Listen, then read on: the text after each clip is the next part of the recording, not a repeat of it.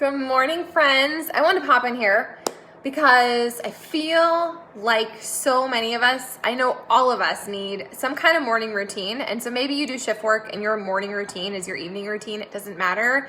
But it doesn't matter what time you wake up. What matters is how you choose to wake up and then the things that you do. And I know you've been hearing us talk about, our morning routines and the books that we read and the practices that we do. And that's all well and fine and dandy, but you have to find what will work for you. And what's so true about this group and about life is how what works for one of us may not necessarily be exactly what you need. So I want you to feel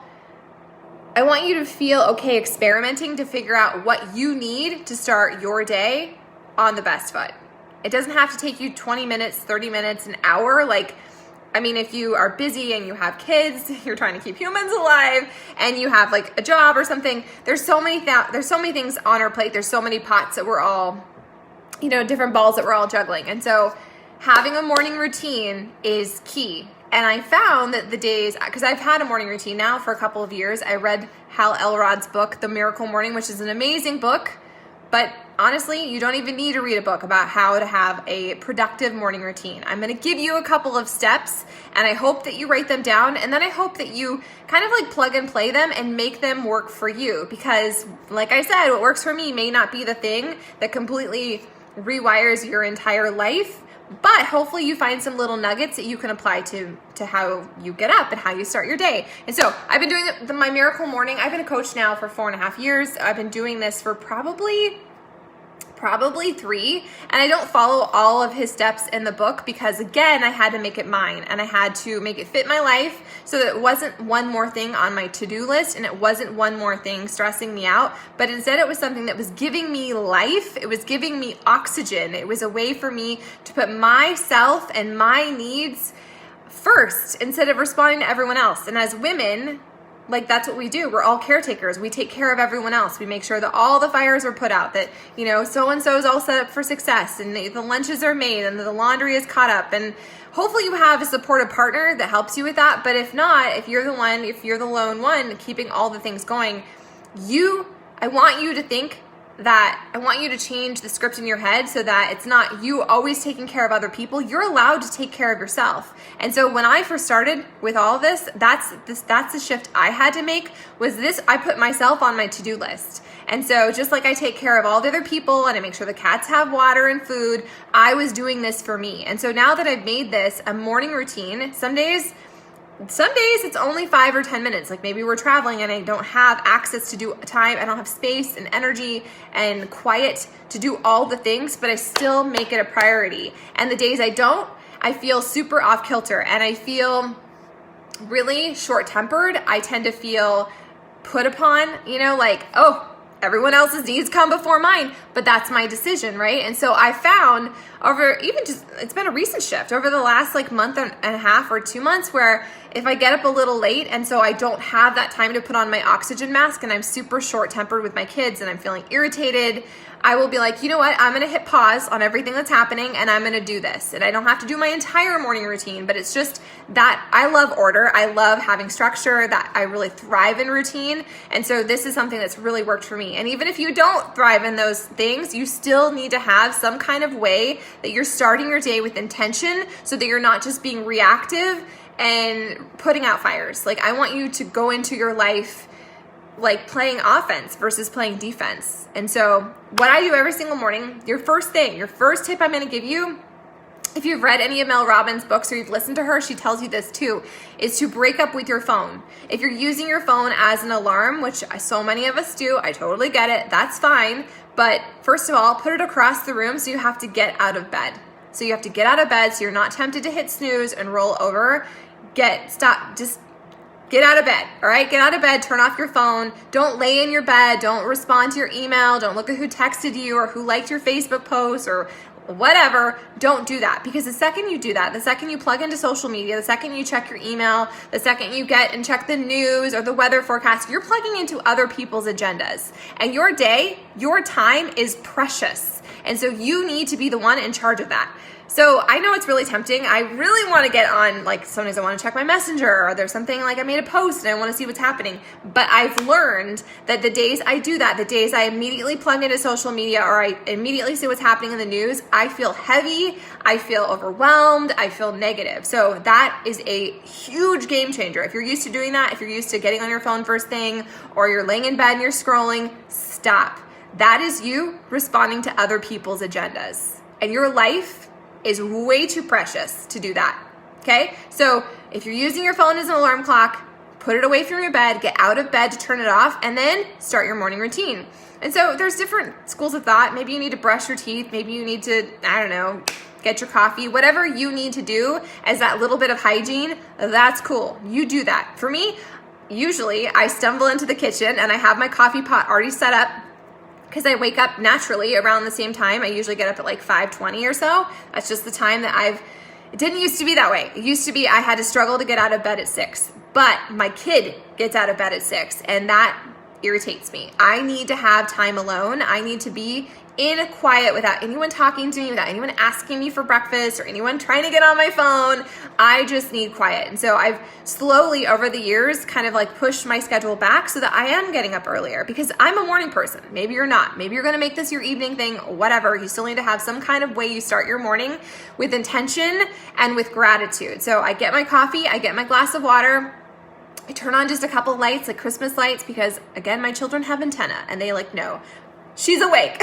So I try and keep it as dark and as possible, as quiet as possible. And so I have a stack of books that I actually set out for myself every single night. They live next to my couch, and I just put them on the thing with a pen. Okay. I just set myself up for success, right? So I have my coffee, I have my water, I have my gratitude journal, which is just a normal journal. I have my whatever devotional I'm reading, and then whatever personal growth book I'm currently reading. And some of you, maybe that's not going to work for you. Maybe you need to listen to a podcast or an audiobook. You do you, sister. This is just what works for me. I am old fashioned. I like to go to the library. I like to smell the book. I like to feel the book. I don't want to have it on my tablet. That's just how I am.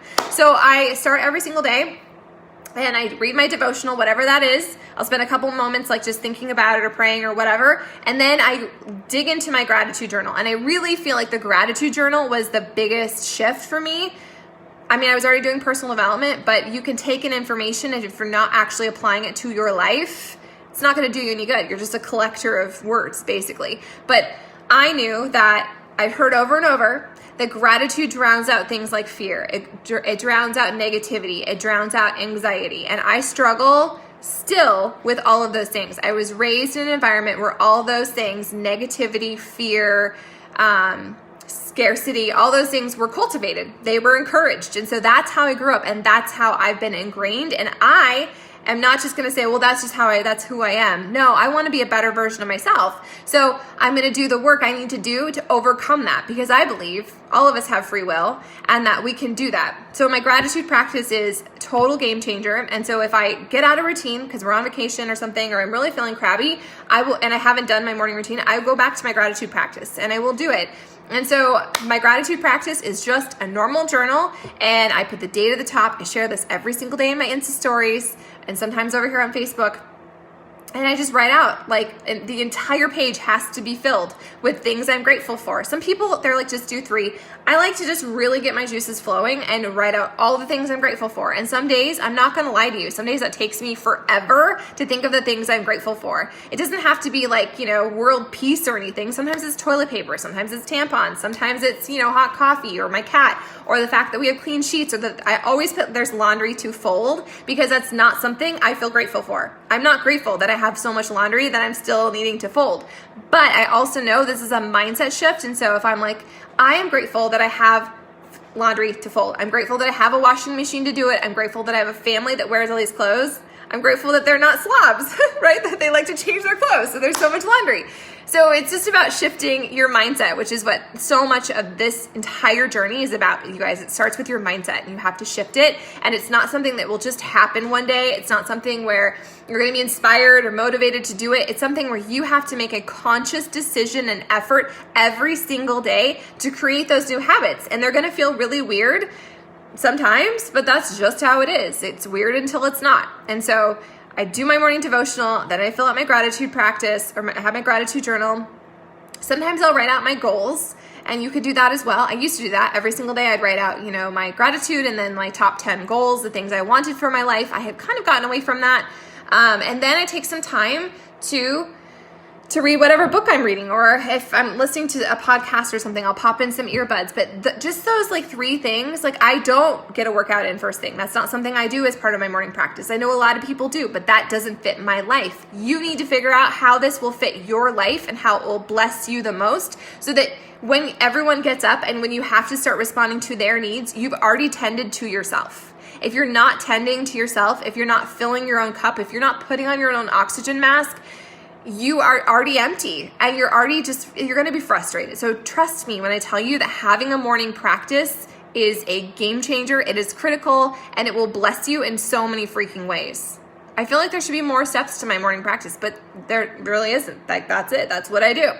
I do that, and then I post on social media. Then I post my stuff on Insta stories. Then I plug into the groups if it's my day to run it, and then I make my social media posts. And so I get on social media in the morning. Obviously, I'm building a brand, I am Sarah Nelson Fitness. And so I want to be someone who inspires you to be a better version of yourself. I want to share my struggle and my journey and my heart and my evolution as something that gives you light and gives you hope and brings joy and hopefully some kind of ahas. And so that's how I choose to post in the morning, which means I don't spend time scrolling other people's stuff, because a lot of it is super depressing. And so if that's where you're at, if you're spending a lot of time and a lot of energy watching other people's lives and you're comparing it to theirs, your story to theirs, and feeling really bad about yourself, I have a little tip for you.